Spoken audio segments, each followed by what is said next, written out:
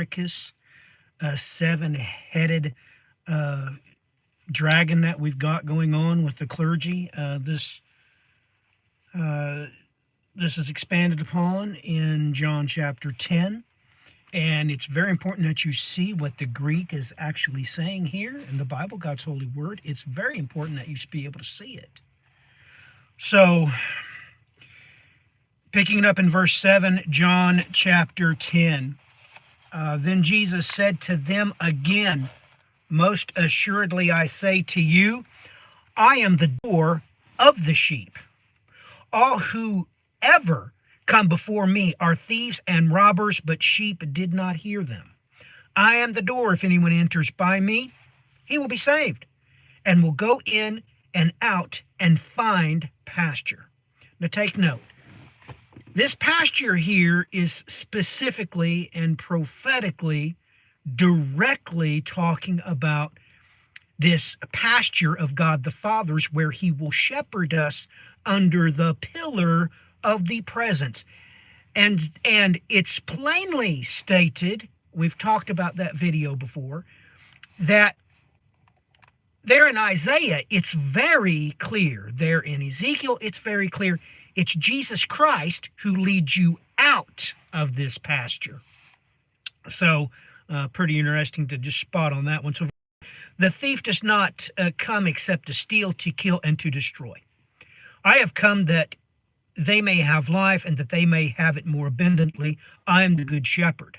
The good shepherd gives his life for the sheep, but the hireling, he who is not the shepherd, one who does not own the sheep, sees the wolf coming and leaves and the sheep and flees, and the wolf catches the sheep and scatters them.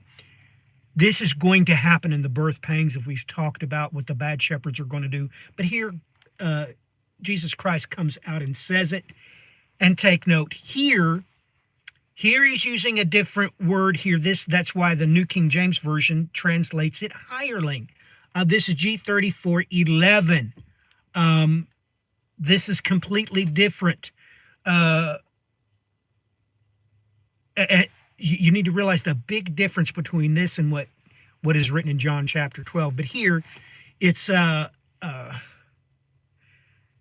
it means literally a wage worker. That's what it means. It's not a servant. It's a wage worker. So literally, that's why it's called a hireling here.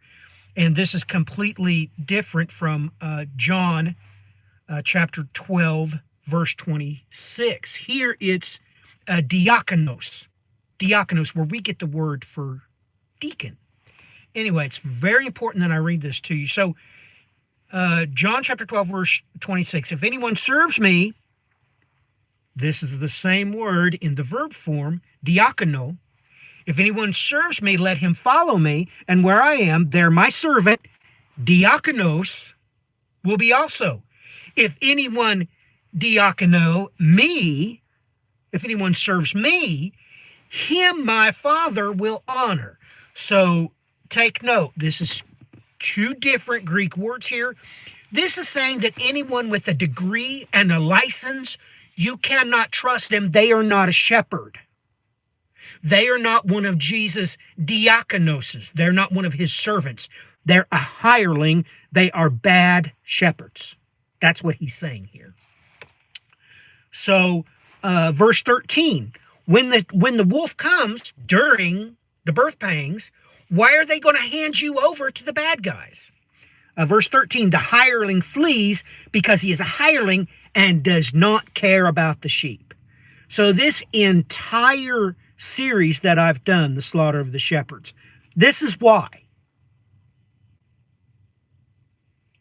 Verse 14, I am the good shepherd, and I know my sheep and am known by my own. As the Father knows me, even so I know the Father, and lay down my life for the sheep.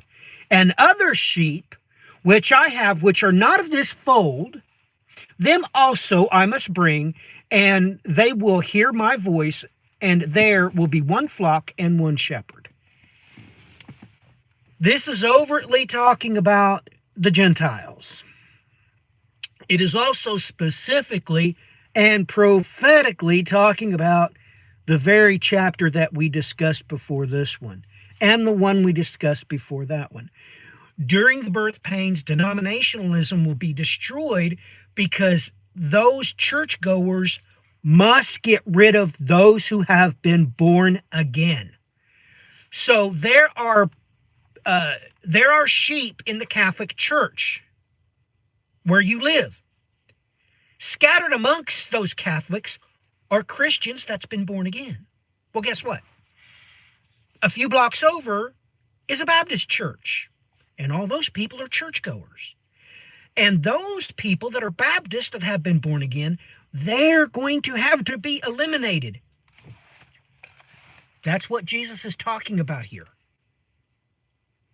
You cannot trust a supposed shepherd that calls himself a shepherd and has a degree and a license and is on a salary.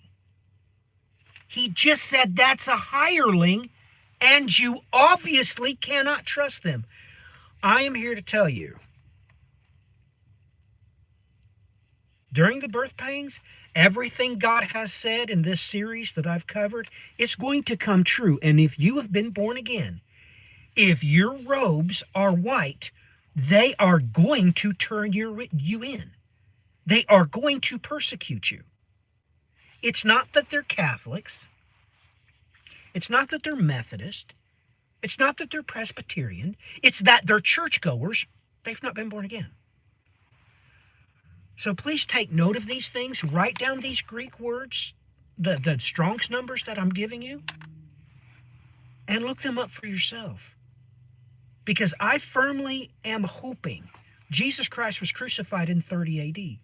Therefore, the promises of God, as contained in Hosea chapter 6, verse 2, means we're going to get this show on the road 4 years from now in 2030. So you need to be prepared for what's coming. These hirelings that are getting a salary to be your preacher, God just said, Jesus Christ just said, they're not shepherds, they're hirelings.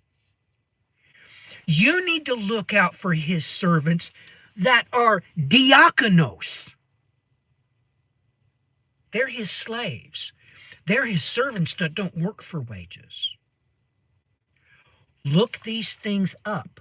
Look them up. Look them up. More importantly, do Greek word studies on these two words. I'll say them again. A hireling,